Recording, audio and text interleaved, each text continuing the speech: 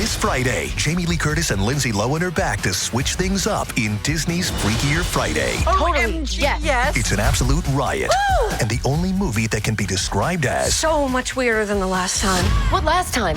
it's the frequel You ready? we've been waiting for. That absolutely slays. What deeply out of touch old person came up with that? You did. Wow. Don't miss the comedy event of the summer for all ages. Disney's Freakier Friday in theaters this Friday. Get tickets now. Rated PG. Parental guidance suggested. It's Wednesday Addams. I see you're trying to distract yourself from your own banal thoughts. Let me help. Here's a recording thing made of my latest root canal.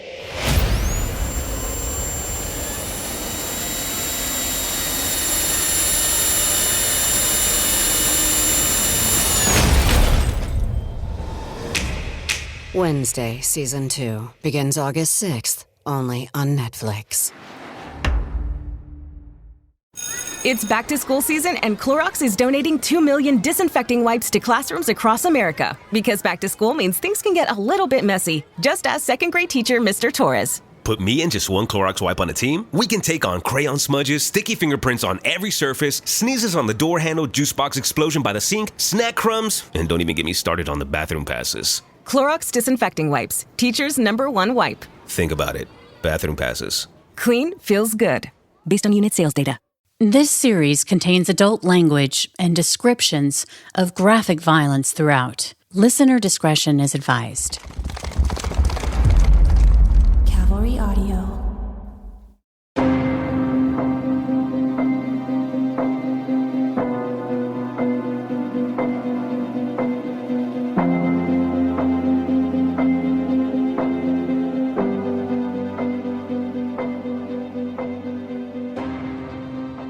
Hello, Murder Chronicles listeners. Welcome back.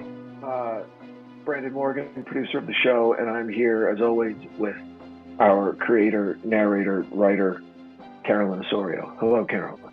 Hi. How are you? I'm doing well. How are you? I'm great. I'm busy because of you, so that's good. I'm excited for the show. By the time people hear this, we'll have launched. So it's been a lot of work leading up to it, as you know, and it's been a lot of great work. So I'm very proud of what we've been able to do so far. So I got, listen, I've been honest with you. I haven't been looking forward to talking about this episode. This one was hard for me. It was a tough one, but I think it's important. And it's important for a lot of reasons. I think one of the most important reasons is that it harkens back to a time that I think people of our generation, Gen X, we look back on nostalgically, you know, with a lot of pride. You know, like there was a meme that went around recently that by like a Gen Z or a Gen Yer that said that Gen X is the ultimate fuck around and find out generation, right? Like you just got some grit on your face for people who can't see you. And I think your arms just folded. It's like they did. Yeah, no, they did. You're absolutely, because they were saying like this is the generation that like you don't want to mess around with. Like they were making themselves dinner at 9 years old and spending hours alone when they were 5 and, you know, starting businesses at 12, right? And so while that is hyperbolic, that there is some truth to it that, you know, Brad Pitt said it in Fight Club that, you know, we're a generation of men raised by single women. You know, I'm one of them, you know, so there was a lot of not opportunity for kind of independence. It was required. Like you didn't have a choice, you know? Yeah. And so we tend to carry that around as like a badge of honor now. But this episode, I think, highlights a major, major fucking drawback to that is that, you know, I have an interesting thing that you might push back on me on because I really appreciate that about our generation. You know, I think that there's a lot that's been lost, you know, because of it. And in this case, for me, there's a couple of reasons why I was interested in doing it, but it was that nobody did anything wrong. And the parents didn't do anything wrong. I mean, not like we want to place blame on people, but like there's nothing. The people who did wrong were the assholes, the murderers who did this, you know, but as far as like the family and the kids and the investigators and all of that, it's like it comes down to what kind of a society do we want to live in, and they didn't do anything wrong, in my opinion, 100. I get it. I totally get it. And I'm torn as a parent because you never know what kind of parent you're going to be, right? You never know until you're there in the moment. And I guess I'm not a helicopter parent by any means, but I think I'm a little bit more protective of my daughters than some other parents. Not crazy. Like I let them do stuff. I drop them off at the mall but like walking on the street to like get somewhere, I'm just worried about drivers and that kind of stuff. I'm not as worried about abduction and stuff like that, but with regard to this case with Michelle and with Jennifer, like I was the boy version of them. I spent all day, every day on my bicycle in my town in Jersey. And if I needed to go somewhere, I was on my bike. My mom was working, my dad wasn't around. I had shit I needed to do, right? So I was on my bike nonstop. Mm-hmm. And my mom trusted me, trusted my friends, and thankfully we were good kids. We weren't out looking for trouble, so we were right to be trusted. But there were some other kids that should not have been trusted at all. But to your point, these girls, they didn't do anything wrong. They did nothing wrong, and that's what makes it such a brutal case to listen to, and just so rough. I mean, were you like a like Stranger Things kid on a bike riding around town when you were 12? Is that what you did? I'm sorry. Well, yeah. I mean, I'm going to add another extra layer to this. My parents, we moved here from New York when I was 1, and so my sister and I like rode these streets. We were just totally like on our skates, on our bikes, and we were going to this park, Point Defiance. I mean, we basically like that was our summer. That was our existence. I loved this place. I bring my kids to this place. They still have a restaurant called the Antique Sandwich Shop that my mom used to take us to, and I go there and it's exactly the same. And so I felt like part of the reason why I wanted to cover the case too is that I was like really pissed off that this wonderful memory that I had, growing up here, was really tainted. And obviously it's not about me, but I just think that it really was an ideal place to grow up for me at that time. It was just some of my best childhood memories are there. And of course it included all of those things, which is walking a mile to the park by yourself. Yeah, well, let's make it about you for a second. So in 86, you were the same age as these girls, 12, 13 years old, right? So we moved away like a few years before this happened.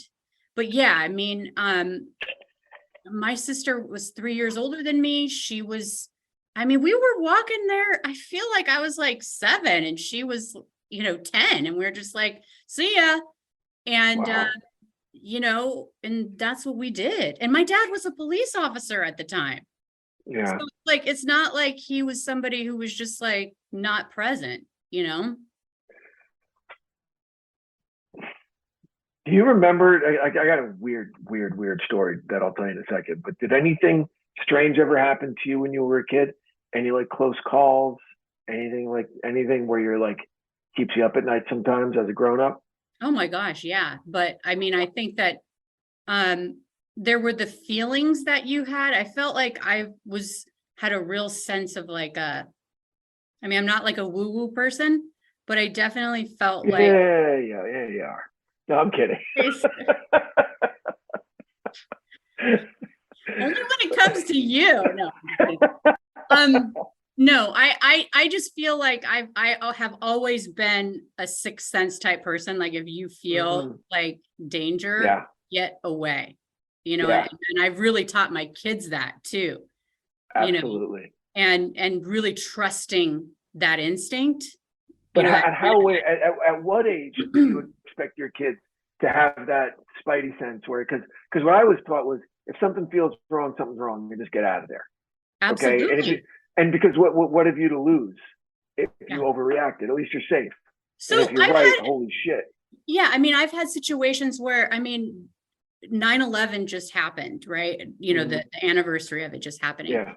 And one of the things that always struck out in my mind about that is like when when people came out of the building and then law enforcement told them to go back in, because obviously they didn't know what had happened, right? And so they went back in to the building and lost lives as a result. And of course, nobody could know, but they had to wonder, like, we just fought to get down here. Why, should we go back inside? But just that idea of following authority, that has always stuck out. And my daughter just happens to be visiting, New York City. She's 18, and she went to the memorial, and she's like, I remember mom telling me and using that as an example of, like, sometimes, and especially with like school shootings and things like that, like, you really need to dial into that. It's not like I'm like, fuck authority all the time, every time, but sometimes when people are in authority and they think they're telling you something and your instinct is to do something else, like, don't just discount that instantaneously. Yeah, I have friends that survived, that worked in the World Trade Center. And it's funny, your story, the ones that had been there for a while and that were working there when the bombing attempt happened in 93, okay? Remember they tried to take it down in 93, the bad guys, right? And so then this happens in 01, 8 years later, and people say, stay inside, it's safer. They're like, fuck that. We're out of here, and just left and just ran north, right? And they all made it. Subtle results, still you, but with fewer lines. Botox Cosmetic, out of botulinum toxin A, is a prescription medicine used to temporarily make moderate to severe frown lines, crow's feet, and forehead lines look better in adults. Effects of Botox Cosmetic may spread hours to weeks after injection, causing serious symptoms. Alert your doctor right away as difficulty swallowing, speaking, breathing, eye problems, or muscle weakness may be a sign of a life-threatening condition. Patients with these conditions before injection are at highest risk. Don't receive Botox Cosmetic if you have a skin infection. Side effects may include allergic reactions, injection site pain, headache, eyebrow and eyelid drooping, and eyelid swelling. Allergic reactions can include rash, welts, asthma symptoms, and dizziness. Tell your doctor about medical history, muscle or nerve conditions including ALS or Lou Gehrig's disease, myasthenia gravis, or Lambert-Eaton syndrome, and medications, including botulinum toxins, as these may increase the risk of serious side effects. For full safety information, visit BotoxCosmetic.com or call 877-351-0300. See for yourself at BotoxCosmetic.com. This message is sponsored by Greenlight. With school out, summer is the perfect time to teach our kids real-world money skills they'll use forever. Greenlight is a debit card and the #1 family finance and safety app used by millions of families, helping kids learn how to save, invest, and spend wisely. Parents can send their kids money and track their spending and saving, while kids build money confidence and skills in fun ways. Start your risk-free Greenlight trial today at greenlight.com/Spotify. That's greenlight.com/Spotify. So because that's instinct through experience, right? It's instinct and experience because they've been through it before, and they're like, it's going to be safer out here. And living in LA for as long as I have, when there's earthquakes and shit, you want to run outside, but that's the dangerous place to go because if there's stuff falling, right? If you're going to go outside, you got to make sure that you're farther away than like the tallest building is tall because it could collapse. Like there's all this stuff, and I guess the prevailing wisdom now is you know. The triangle of safety, and you find a place that's safe and you get there. But it's just all, man, it's just as a parent, it's just really, really tough. It's really, really tough. But so when you were, all right, well, I'll tell you what happened to me. So I was right around this age. I was a little bit younger. I have a brother who's 3 years older than me as well. And we were on vacation in Hilton Head Island. Okay, and this was back in the 80s, right around the time this was happening, maybe a little earlier, like 82, 83. And the island wasn't what it is now. There was a lot of construction. It was just kind of coming into its own with golf and with hotels and all that. There was a bunch of construction. And we would rent this little condo across from the beach. And, so we'd have to go to the little grocery store down the block every day. And between our condo and the grocery store was a big construction site for a hotel. And so one morning, me and my brother by ourselves were walking through this construction site to go get stuff for the house. And this fucking guy in his like 30s just kind of comes out, hey boys, what are you doing? Right. And instantly my brother's like, takes a little thing back. And I'm like, oh, we're playing. We're just some 8 or 9. Right. And he goes, oh, what are you playing? I'm like, there's just all these piles of stuff. We're just playing. He goes, let's play, free like the guy in jail. I'm like, okay. So he pretends that like he's tied up And I go up there and I go, oh, you're free. He's like, okay, great. Then he pulls a fucking length of rope out of his pocket. And he says, now you'll be the prisoner and I'll tie you up. And I'm like, oh, okay. And that's right there. My brother goes, hey, Branden. I'm like, yeah. He goes, run. I'm like, okay. And we just start running. Like, I'll do whatever the fuck anybody tells me, right? Because I'm a little kid. And he just goes, just keep running. I'm like, okay. Now we're running. And we were gone. I'm like, where are we going? He goes, we're going home. And we get in there and he tells my parents, this guy just tried to tie Branden up. And they called the cops. And he was this like fucking child molester who was out.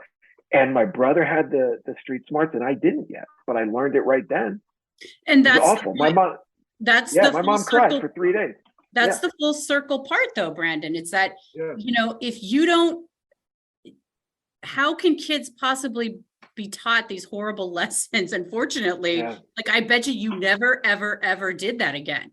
You know? Oh my gosh. And my sister had my back, you know, my older sister, because I was much like you were, where I was like, hi, ooh. You know, and so because you're 8, I mean, you're just being, you know, you're just being friendly. And so 8, right. So it is hard to, you know, getting back to Paradise Lost, you know, I think that that's the point of it, is that it's really tough. But again, it kind of goes back to what kind of society do we want to live in? Do we want to not let kids go out at all? And I think that as Gen Xers, like, it's heartbreaking to think about that, because we did have so much freedom. We did have so much, you know, you fall down, you get back up, you put some dirt, you know, wipe the dirt away and move on. And I do think that it teaches you a lot of things, but there is, you know, the danger of it. And that's really kind of why cases like these are just kind of like give you a lot to think about, you know, not just in the tragic sense, but also in kind of like, well, nobody did anything wrong and look what happened. But then, you know, are you not going to let your kids go out and play? You know? Oh my God. I can tell you're just totally like pondering this. I am because it's great watching you squirm. It really is.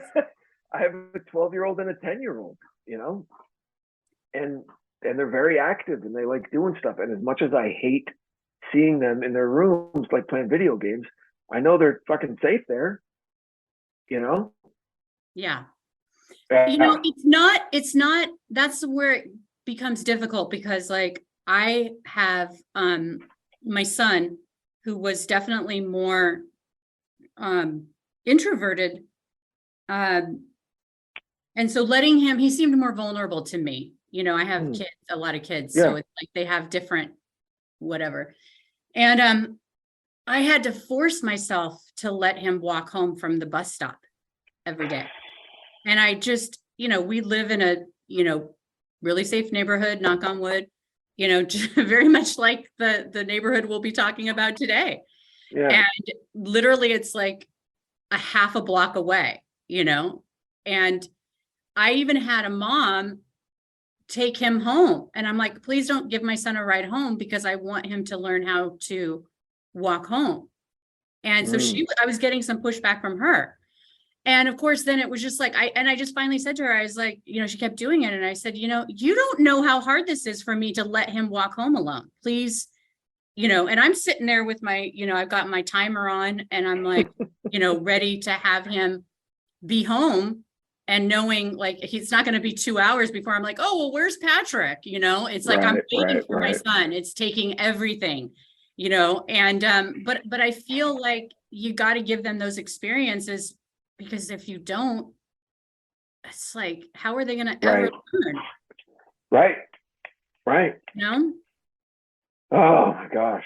All right. So what I find interesting about Paradise Lost, I draw a connection to some of the middle episodes and early episodes of the Shadow Girls, where the kind of investigative kind of, if not rule, just maybe a guideline that you can expect a perpetrator to insert themselves into the investigation sometimes, right?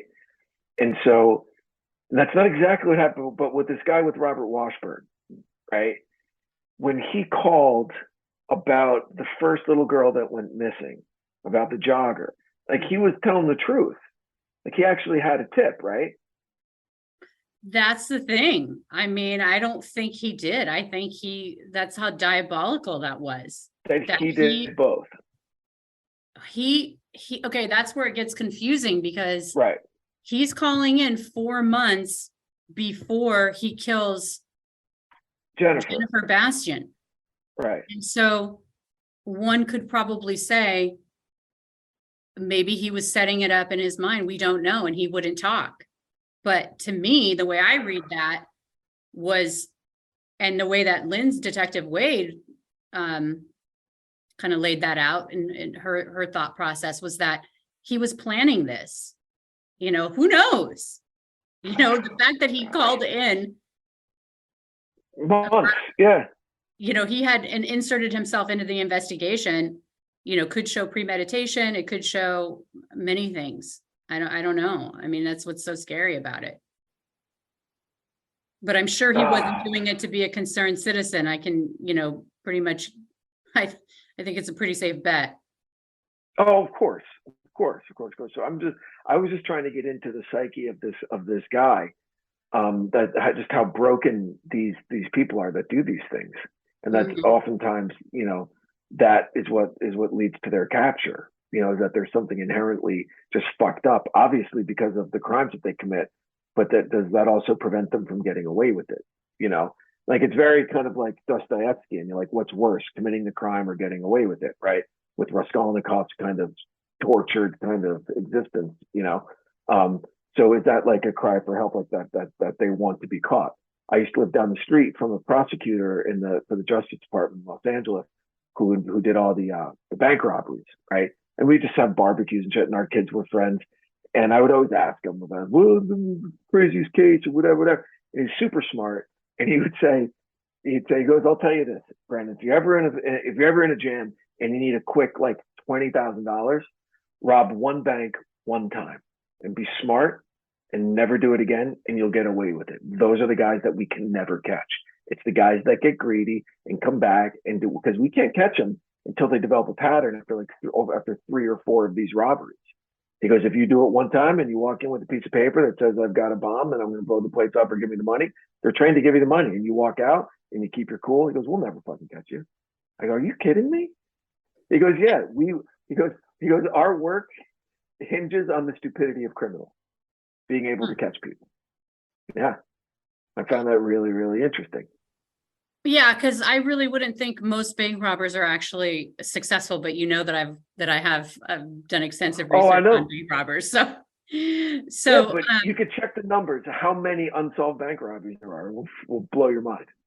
Okay. Well, I think that these two guys, two men who murdered these 2 little girls, they didn't have extensive criminal backgrounds. Like the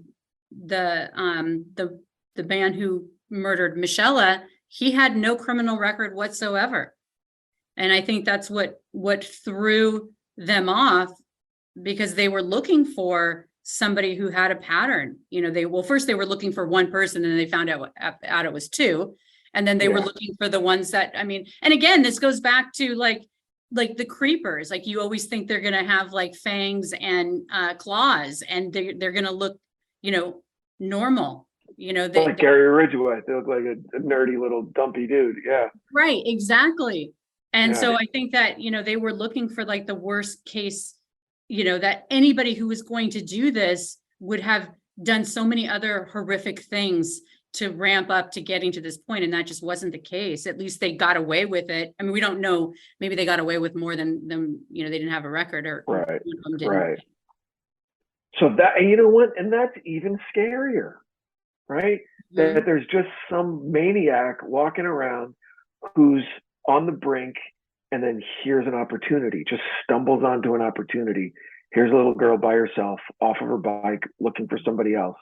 And I could say, hey, I'll help you look for her, or who knows what the conversation was, right? Mm-hmm. Maybe it was just complete by force, you know, when this little kid, it's just, and that just, again,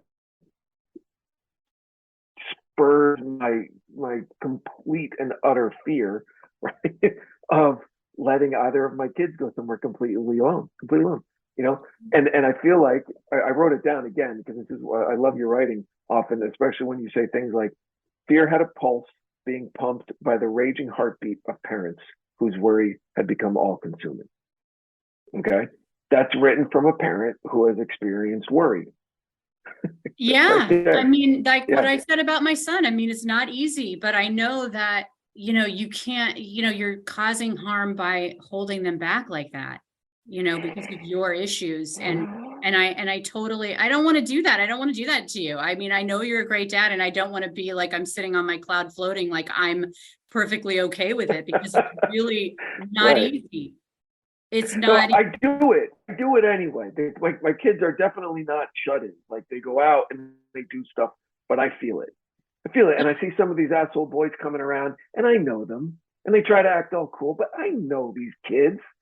I was either like them or I knew them growing up. Don't try and bullshit me, right? Like I know it, and I know your parents, and so it's just happening too fast. Well, you've just been around the block, Branden. I guess so. Like these kids think that they're going to get over on me. It's just, I know. I know, but why do you care if they do try to get something over on you? Like, why are you trying to control it? You're not going to be the cool dad. You're not going to be like, what are you trying to do here? I mean, it's like, I would rather all the great relationships I have in my life are brutally honest. That's it. Brutally honest.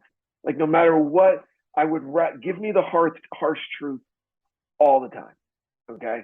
Because I'd rather know where I stand than just be in limbo and like trying to figure shit out.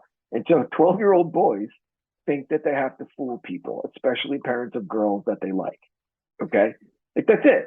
And so I would rather have an honest conversation with a 12-year-old and say, just don't lie to me. mm-hmm. I know, but Okay. you were that 12-year-old little boy too. Of course. Why can't you just let this kid pull the wool over your eyes and you have that knowledge inside? Like, dude, I know exactly what you're doing, but I'm still trying play to break the game. cycle. Trying to break the cycle. Okay. Oh my gosh. That's all. Good luck. That's all. Good luck. Because I didn't have a lot of girlfriends whose parents liked me or trusted me. Okay, here it is, right there. Okay. That's where this is. And but they should have trusted me until I was a senior in I was a junior in high school, and my girlfriend was a senior. And when I first started dating her, her mom fucking hated me for no reason other than she just hated me. All right. But then by the end, before she was leaving for college, the last like 3 months of our relationship, if she was going anywhere, she'd say, make sure Branden's there. Make sure Brandon's with you. Is Brandon going with you? Make sure Brandon's there. Then she was like, oh, okay. Now you trust. So I get it now. I know I see both sides of it.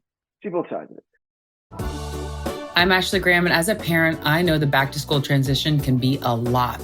When it comes to wellness, Ollie supports me and my family through it all. Kids Multi is big in my house. It supports their immune system, and they love to take it. A win-win for everyone. Shop these products at ollie.com or retailers nationwide. These statements have not been evaluated by the Food and Drug Administration. This product is not intended to diagnose, treat, cure, or prevent any disease. This episode is brought to you by LifeLock. When you visit the doctor, you probably hand over your insurance, your ID, and contact details. It's just one of the many places that has your personal info. And if any of them accidentally expose it, you could be at risk for identity theft. LifeLock monitors millions of data points a second. If you become a victim, they'll fix it, guaranteed, or your money back. Save up to 40% your first year at lifelock.com/podcast. Terms apply. I'm just saying that we could have avoided a lot of shit early on in that relationship if she had just trusted me and if we'd been able to have an honest conversation. But pie in the sky, I guess. Do you hear me? We're talking about 12-year-old boys that I want to reason with. I know. That's why I'm sitting here trying to say, like, good luck. It's like pushing a rock up a hill. I mean, it's just like, that's the whole fun of it. They want to snow you. They want to think that you're clueless. But you know what? Just let them think that, because you're not. I know. So talk to me about getting back to this wonderful, terrifying episode, Paradise Lost. Talk to me about afterwards. What do you mean? Like, Well, because it became big in the late 80s and the early 90s with, naming laws after children that were abducted or killed or whatever, or, with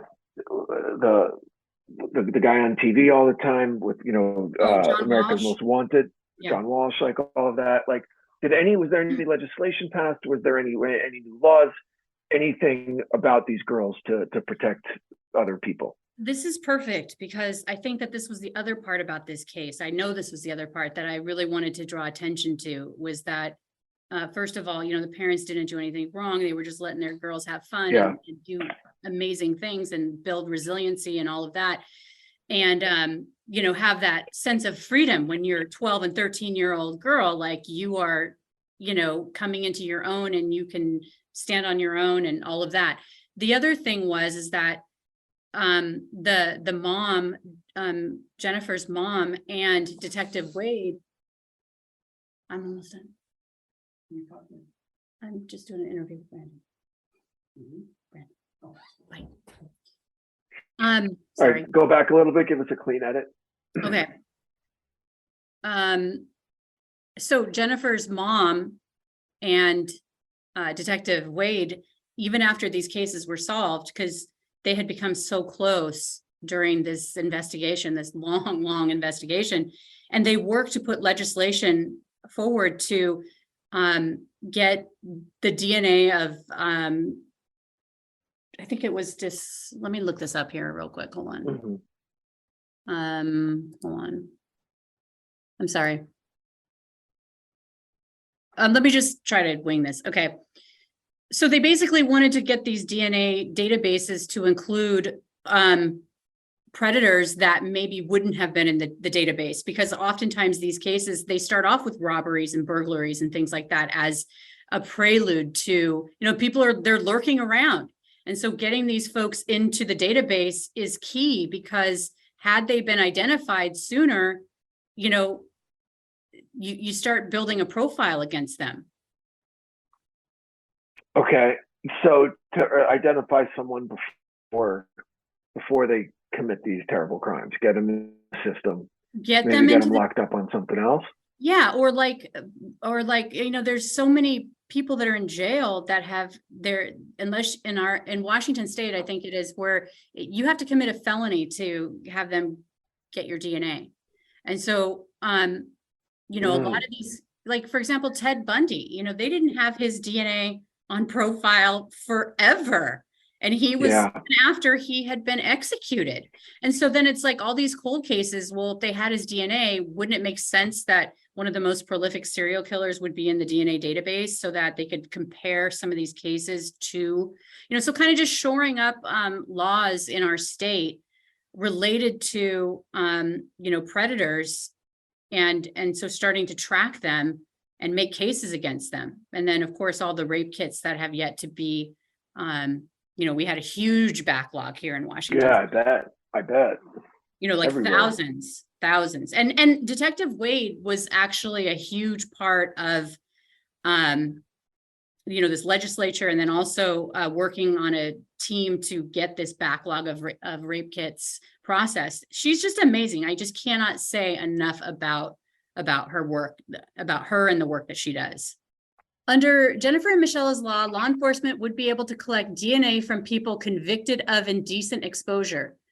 And then this is Detective Lindsay Wade says in this King 5 article, it says, when it comes to sex offenders, indecent exposure can kind of be a gateway crime, or maybe it's something they start out doing and then leads to contact offenses. The law would also allow police to collect DNA from criminals who have died, many of whom committed crimes prior to 1990. Those offenders that were committing crimes back in that time frame may not be in the database, especially if they died in prison. So basically, and their law passed. So that's great. So they really did amazing work to move the needle. I find that super interesting. You can collect DNA from someone after they're dead. Yeah. Right. Mm-hmm. So you can close out some cold cases and give some families some closure, it looks like. Yeah.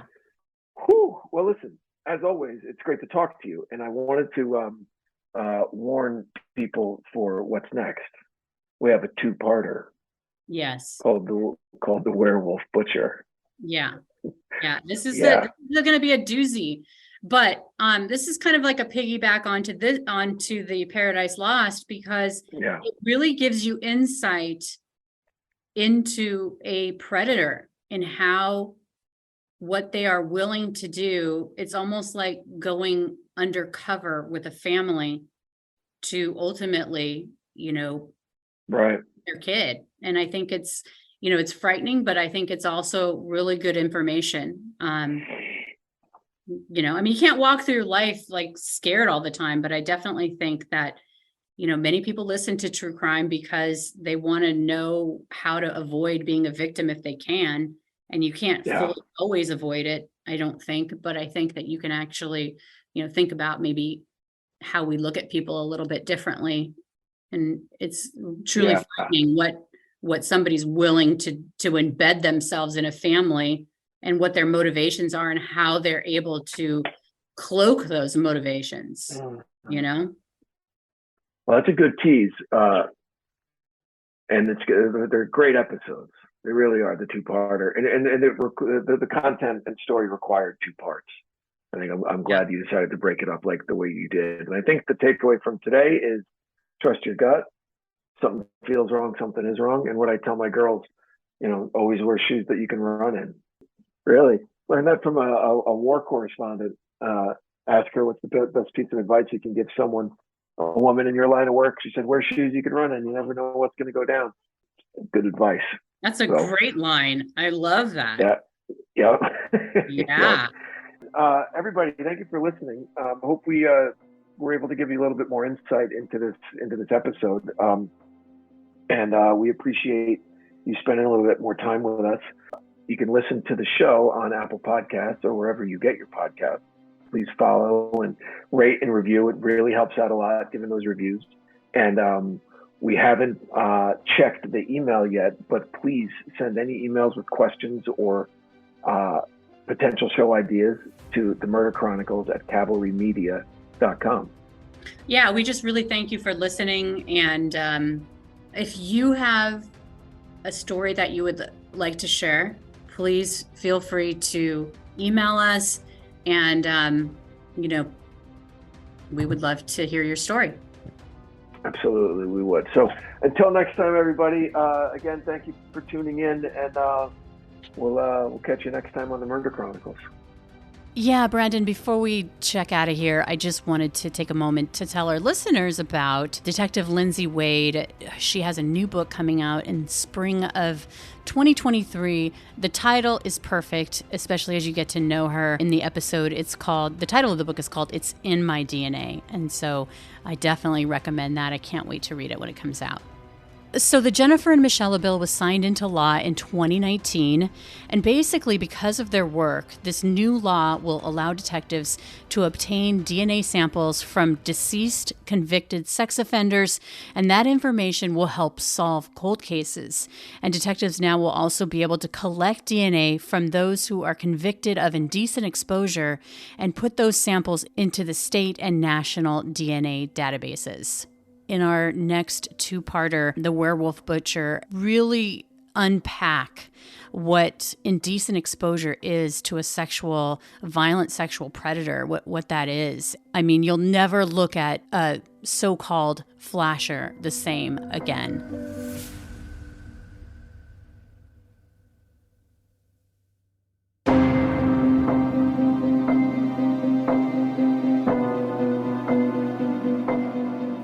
The Murder Chronicles is a Cavalry audio production recorded live in the beautiful Pacific Northwest.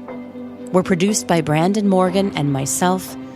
Our executive producers are Dana Brunetti and Keegan Rosenberger. Josh Windish edited and mixed this episode. Music by Soundstripe. For Cavalry Audio, I'm Carolyn Osorio, your writer and host. Thanks for listening.